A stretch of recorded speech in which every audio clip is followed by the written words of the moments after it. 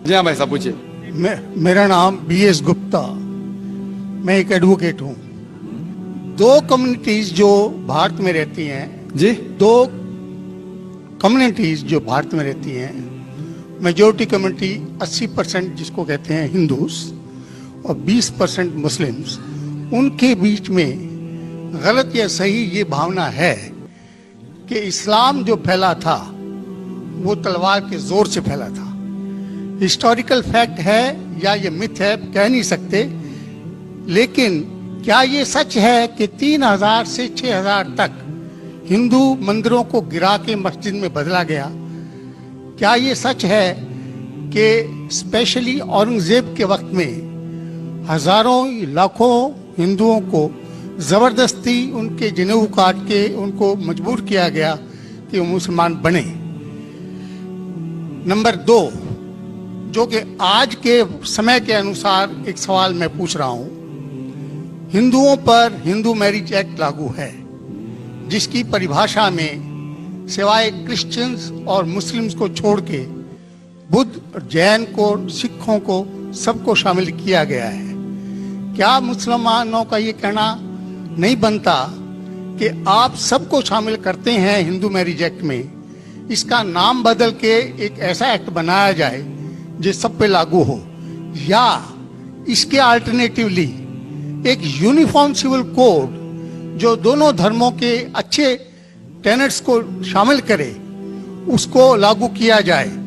एक चीज मैं ये समझता हूं कि मुस्लिम लॉ में जो विल है, जिसके अंदर ये लिखा है कि 1/3 से ज्यादा कोई विल नहीं कर सकेगा, इसका मैं इनकॉर्पोरेशन अगर यूनिफॉर्म सिविल कोड बनता है तो मैं चाहूंगा कि वो हिंदुओं पे भी लागू हो।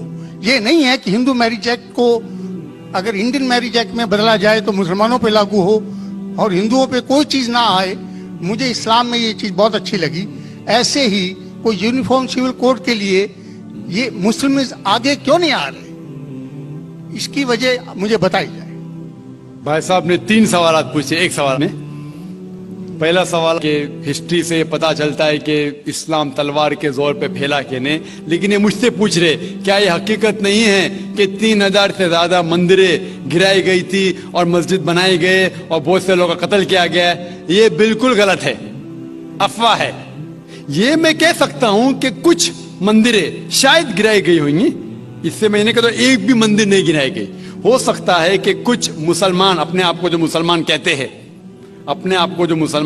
हैं उनने आके कुछ मंदिरों को गिराया होगा और मस्जिद बनाया होगा, हो सकता है। लेकिन ये कहना कि 3000 से 6000 मंदिर गिराए गए, ये बिल्कुल अफवाह है, बिल्कुल गलत है, बेबुनियाद है, बिल्कुल बेबुनियाद है।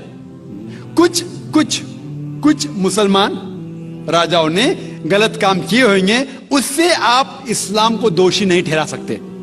अगर हिटलर ने 60 लाख यहूदी को जिंदा जलाया तो मैं कह सकता हूं कि क्रिश्चियनिटी खराब है? बिल्कुल बेबुनियाद है। वो हिटलर ने किया, बाइबल में तो ही लिखा है कि जलाना चाहिए।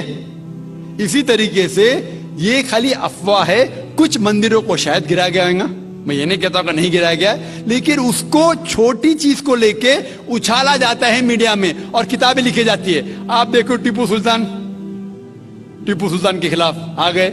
आज भी आप जाएंगे मैसूर के अंदर, उसके आजू बाजू आप देखेंगे तो टीपू सुल्तान के जो आंगन के अंदर है उसके अंदर मंदिर है। अगर आप ये कहते सच है कि 3000 से 6000 मंदिर को गिराया गया था, तो आप कैसा जिंदा बचे? आप कह रहे थे कि हजारों लोगों को कत्ल किया गया, आप कैसे जिंदा बचे? आप जिंदा बचे ये शहादत दे रहा है कि मुसलमान तलवार के जोर पे नहीं फैला। अगर ये सच होता था, आपने कहा हजारों लोग का कत्ल किया, कुछ लोग का शायद कत्ल किया गया। देखो, हर मजहब में there are black ships in every community. कुछ लोग हर मजहब में खराब निकलते हैं, वो मजहब की गलती नहीं, वो मजहब के मानने वाले की। क्रिश्चियन में आपको कुछ खराब लोग मिलेंगे, मुसलमान में मिलेंगे, हिंदू में मिलेंगे। अभी आप देखेंगे हिंदुस्तान के मुसलमान कुछ लोग ड्रग में डील करते, ड्रग में धंधा करते। ड्रग तो हराम है इस्लाम में, करते, तो उनको दोष देना चाहिए, इस्लाम को नहीं। इसी तरीके से आप जो कह रहे हजारों लोगों का कत्ल किया, ये बिल्कुल बेबुनियाद चीज है। कुछ लोग का शायद किया होगा, और ये ही सबूत है। मैंने मेरी तकरीर में कहा कि 80% से ज्यादा गैर मुस्लिम हिंदुस्तान में हैं یہ شہادت دے رہے ہیں کہ اسلام تلوار کے زور پہ نہیں پھیلا. آپ لوگ کو کیوں چھوڑا ان لوگ نے؟ آپ ان کے رشتہ دار تو نہیں تھے نا, آپ کو کیوں چھوڑا؟ 800 ملین 80 کروڑ غیر مسلم کو چھوڑا کیوں ان نے؟ کیوں چھوڑا؟ اگر دمی تھا حکومت کی 1000 سال سب لوگ کو مسلم بناتے تھے. اس سے یہ ظاہر ہوتا ہے کہ اسلام تلوار کے بلبوتے پہ نہیں پھیلا. کئی لوگ, کئی غیر مسلم اسلام سے متاثر ہو کے انہوں نے اسلام قبول کیا. تو یہ کہنا بالکل غلط ہے. آپ کا دوسرا سوال کہ ہمیں کیا کرنا چاہیے. یہ علیحدہ لا نہیں ہونا چاہیے, سب ایک ہی کامن سول کوڈ ہونا چاہیے, اور سب مذہب کی اچھی چیزیں لے کے کامن سول کوڈ کرنا چاہیے. میں آپ کے بالکل ساتھ ہوں. باقی مسلمان شاید آپ کے خلاف ہوں گے, میں آپ کے ساتھ ہوں. کیوں میں ساتھ ہوں آپ کے؟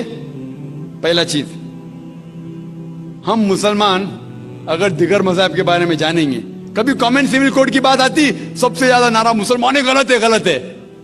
یہ ممکن ہی نہیں ہے, کیونکہ ہندوستان میں ہندو مذہب کے کتنے فرقے ہیں. یہ ممکن ہی نہیں ہے.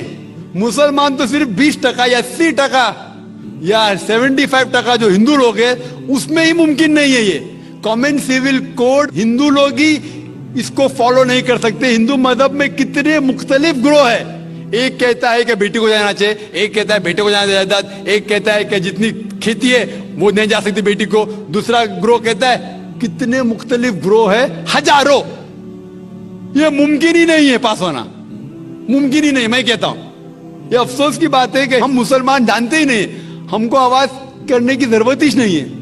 یہ خالی ہمیں چھیڑ رہے ہیں. کیا کر رہے؟ چھیڑ رہے ہیں اور ہم اکسا جاتے. Point number 1. پوائنٹ نمبر 2, مان لو آپ لوگ قبول کرتے ہیں کہ کامن سول کوڈ ہونا چاہیے. آپ نے کیا کہا کہ سارے دھرموں کے اچھی بات کو لینا چاہیے. بالکل صحیح. میرا پہلا سوال, آپ اسلام میں ایک چیز بتاؤ جو انسانیت کے خلاف ہے, تو ہم نکال دیں گے اس کو.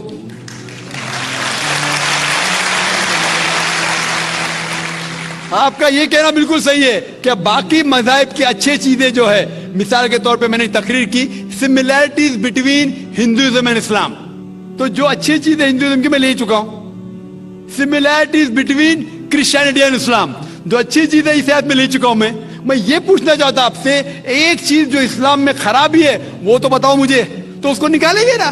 لیکن منچ کے اوپر جب ڈیبیٹ ہوئے گا انشاءاللہ میں آؤں گا انشاءاللہ. ہاں, منچ پہ جب ڈیبیٹ ہوئے گا کہ ہم کیا کریں گے, ہر مذہب کی اچھی چیز ہوں گے, تو میں یہ چاہتا ہوں کہ اسلام کی طرف سے اس منچ پہ, اس سٹیج پہ انشاءاللہ میں آؤں گا. یہ چیلنج ہے. کوئی بھی شخص ہندوستان میں ہو, منسٹر ہون دو, کوئی بھی سوامی ہون دو, کوئی بھی شنکراچاریہ ہون دو, انشاءاللہ میں طالب علم ہوں اسلام اور دیگر مذاہب کا. میں تسلیم کرتا ہوں کہ ڈیبیٹ ہونا چاہیے, حق بات جو نکلی, لیکن اس کے اوپر عمل بھی ہونا چاہیے. حق بات جو سب سے بہترین ہے انسانیت کے لیے, اس کے اوپر عمل ہونا چاہیے. اس لیے جو آخری کتاب جو اللہ سبحانہ وتعالی نازل کی, قرآن شریف, وہ انسانیت کے لیے سب سے بہترین کتاب ہے, اس کے اوپر عمل ہونا ہی چاہیے. آپ کا تیسرا سوال, کیا یہ ہندو جو ہے انہیریٹنس کے اندر, یہ انہیریٹنس جو ہوتا ہے اسلام کے اندر 1/3 حصہ, 1/3 حصہ ہم ول میں دے سکتے, دینا ضروری نہیں ہے, دے سکتے ہیں. اسلام کے جو ول کے اندر جو آتا ہے انہیریٹنس, وہ قرآن کی آیت سورہ نساء کی سورہ نمبر 4 آیت نمبر 11, 12 اور 176, اس میں کہا گیا ہے کہ جو بھی آپ کی جائیداد ہے, اللہ سبحانہ تعالیٰ کہہ چکا ہے کہ آپ کے بیٹے کو بیٹیوں سے ڈبل ملے گا. آگے لکھا گیا ہے آپ کے والدین کو 1/6 ملے گا. صرف اگر بچے ہیں تو والد والدہ کو دونوں کو 1/6, اگر بچے نہیں ہیں تو والدہ کو 1/3. آگے بڑھتی آیت نمبر 12 پہ لکھا ہے کہ آپ کی بیویاں جو آپ کے لیے چھوڑیں گی, اگر بچے نہیں آپ کو آدھا ملے گا, بچے ہیں تو 1/4 ملے گا. آپ جو آپ کے بیویاں کے لیے چھوڑتے ہیں, بچے نہیں تو ان کو ملے گا 1/4, 1/4, بچے ہیں تو 1/8, 1/8. یہ ڈیفیکلٹ ہے, یاد رکھنا, آپ جا کے ریفرنس دیکھ سکتے ہیں, سورہ نساء سورہ نمبر 4 آیت نمبر 11 سے 12.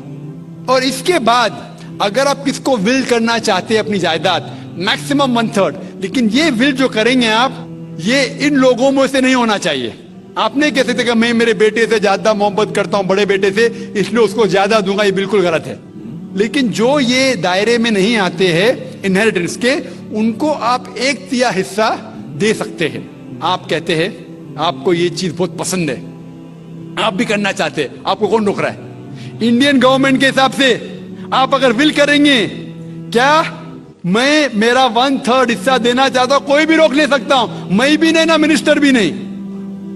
اور پورا اگر فالو کرنا چاہتے سچا دھرم, آپ اسلام قبول کر سکتے, ہم آپ کو ویلکم کرتے. وآخر دعوانا الحمدللہ رب العالمین.